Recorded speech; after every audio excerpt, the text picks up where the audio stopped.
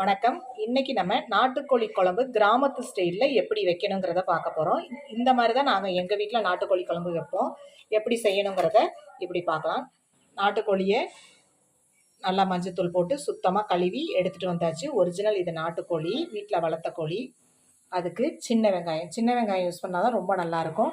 நல்லா நிறைய சின்ன வெங்காயம், ஒரு 150-200 கிராம் சின்ன வெங்காயத்தை உரித்து ரெண்டாக இது மாதிரி கட் பண்ணி எடுத்து வச்சாச்சு. நல்லா ஒரு பெரிய துண்டு இஞ்சை நல்லா தட்டி எடுத்து வச்சாச்சு. தக்காளி 2 தக்காளி நறுக்கி வச்சாச்சு. இதுக்கு இஞ்சி பூண்டு பேஸ்ட்டு, பூண்டு இதெல்லாம் தேவை கிடையாது. இந்த நாட்டுக்கோழி குழம்புக்கு இஞ்சி பூண்டு பேஸ்ட்டு போட்டோம்னா டேஸ்ட்டு பிராய்லர் கோழி மாதிரி மாறிடும். நாட்டுக்கோழி குழம்புக்குள்ளே உள்ள டேஸ்ட்டு வெறும் இஞ்சி மட்டும்தான் தட்டி போடணும். நாட்டுக்கோழியும் சுத்தம் பண்ணி எடுத்து வச்சாச்சு. இப்போ இதை எப்படி வைக்கணுங்கிறத பார்க்க போகிறோம். இதுக்கு ஒரு மசாலா என்ன அரைக்கிறோன்னா, உங்கள் குழம்புக்கு தகுந்த மாதிரி தேங்காய், நல்லா 1 டேபிள் ஸ்பூன் அளவுக்கு மிளகு, ஒரு 1/2 டேபிள் ஸ்பூன் சோம்பு, இதை போட்டு நல்லா அரைச்சி எடுத்துகிட்டு வந்துடுவோம். உங்களுக்கு எவ்வளோ குழம்பு வேணுமோ அதுக்கு தகுந்த மாதிரி முதல்ல அரைச்சி எடுத்துகிட்டு வந்துடுவோம். நல்லா இதை மிக்சியில் போட்டு நல்லா அரைச்சிட்டு வந்தீங்கன்னா, அம்மியில் அரைச்சி வச்சிங்கனாலும் ரொம்ப டேஸ்ட்டாக இருக்கும். இப்போ அரைச்சி எடுத்துகிட்டு வந்துடுவோம். இப்போ தேங்காய், மிளகு, சோம்பு எல்லாத்தையும் அரைச்சி எடுத்து வச்சாச்சு. இப்போ எப்படி குழம்பு கரைக்கணுங்கிறத பார்ப்போம். வதக்கெல்லாம் மாட்டோம் நாங்கள். சின்ன வெங்காயம், நறுக்கின சின்ன வெங்காயம், தட்டின பூண்டு, இஞ்சி பூண்டு போடக்கூடாது இந்த குழம்புக்கு. இஞ்சி தட்டுன இஞ்சியை போட்டு எல்லாத்தையும் போடணும். சின்ன வெங்காயத்தை 2 கட் பண்ணி இஞ்சை தட்டி போட்டுக்கணும். அடுத்தது தக்காளி.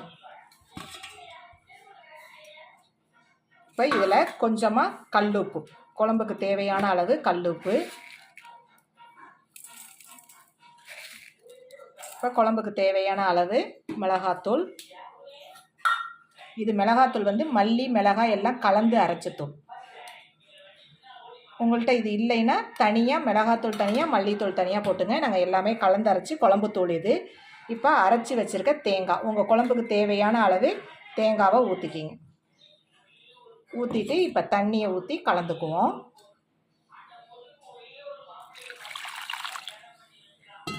இப்போ நல்லா தக்காளியெல்லாம் பிசைஞ்சு விட்ட மாதிரி நல்லா கரைக்கணும். இப்போ நல்லா கலந்துட்டு உப்பு காரம் இதெல்லாம் பார்த்துருங்க. பார்த்துட்டு இதுலேயே நாட்டுக்கோழியையும் அள்ளி போட்டுக்குங்க. கழுவி சுத்தம் பண்ணி வச்சுருக்க நாட்டுக்கோழியும் போட்டுங்க. என்னடா எல்லாத்தையும் ஒன்றா வதக்கலையே எதுவுமே அப்படின்னு நினைக்காதீங்க. இது மாதிரி ஒரு வாட்டி செஞ்சு பாருங்கள், நல்ல டேஸ்ட்டாக இருக்கும். இப்போ எல்லாத்தையும் கலந்து விட்டு இப்போ வச்சுருவோம். இதை மண் சட்டியில் வைக்கிறதுனாலும் வைக்கலாம். இது நாட்டுக்கோழி நல்லா வேகணுங்கிறதுக்காக நாங்கள் குக்கரில் வைக்கிறோம். இப்போ இது எல்லாத்தையும் கலந்ததை குக்கரில் மூடி இந்த கோழியோட அழுத்தத்துக்கு தகுந்த மாதிரி நம்ம இப்போ விசில் விட்டுக்கணும். இப்போ குக்கரில் ஊற்றிடும். இதே மண் சட்டியில் வைக்கிறதா இருந்தால் அப்படியே மண் சட்டிலேயே ஒன்றா கலந்து அடுப்பில் தூக்கி வச்சிடலாம். வச்சு நல்லா தண்ணியை ஊற்றி வேக விடணும். நம்ம இப்போ குக்கரில் வைக்கிறதுனால அளவாக தண்ணி ஊற்றிக்கிட்டு இதில் இப்போ நாங்கள் ஒரு 7-8 விசில் விட போகிறோம்.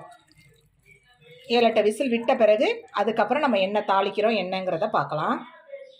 இப்போ குக்கரை மூடிடுவோம். குக்கரை மூடிட்டு விசில் விட்டுக்குவோம். ஒரு 7-8 விசில் கூட விடலாம். நல்லா நாட்டுக்கோழி நல்லா வேகிற கோழியாக இருந்துச்சுன்னா 7-8 விசில் விட்டுட்டு அதுக்கப்புறம் நம்ம பார்க்கலாம். இப்போ மூடி போட்டுருவோம்.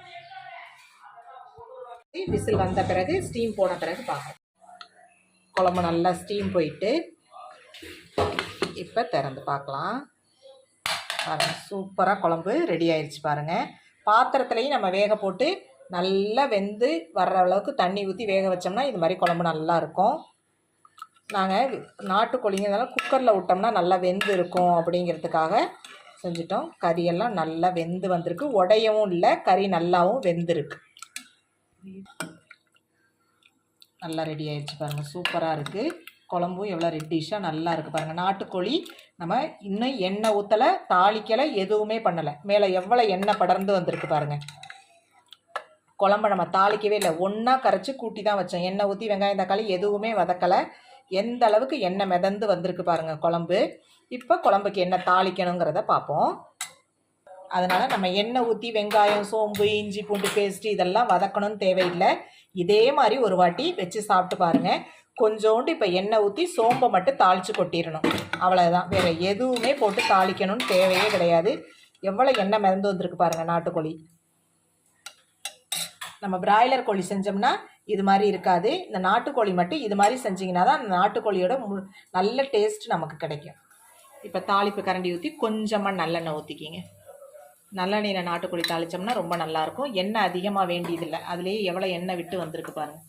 இப்போ சோம்பை போட்டு தாளித்து கொட்டிட வேண்டியதான். கருவேப்பிலையெல்லாம் இந்த நாட்டுக்கோழி குழம்புக்கு போடக்கூடாது. இப்போ சோம்பை போட்டு நல்லா சோம்பு பொரிஞ்சோன்னா குழம்புல கொட்டிடணும். இஞ்சி பூண்டு பேஸ்ட்டோ கருவேப்பிலையோ எதுவுமே போட வேண்டியதில்லை. இப்போ தாளித்த சோம்பை இதில் ஊற்றிடும்.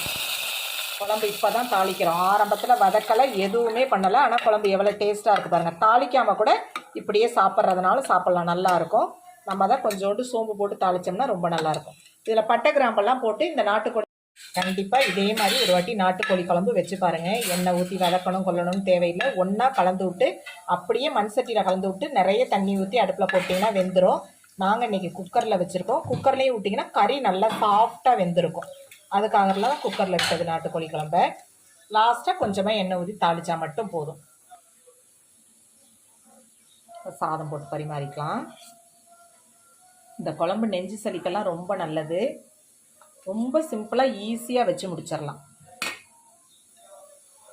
எங்கள் வீட்டில் நாட்டுக்கோழி குழம்பு இப்படி தான் வைப்போம் நாங்கள். இது மாதிரி ஒரு வாட்டி கண்டிப்பாக வச்சு பாருங்கள், ரொம்ப நல்லாயிருக்கும். இந்த நாட்டுக்கோழி குழம்பு ரெசிபி உங்களுக்கு பிடிச்சிருந்துச்சுன்னா லைக் பண்ணுங்கள், ஷேர் பண்ணுங்கள், கமெண்ட் பண்ணுங்கள், சப்ஸ்கிரைப் பண்ணுங்கள். மறக்காமல் பெல் பட்டனை கிளிக் பண்ணுங்கள். தேங்க்யூ.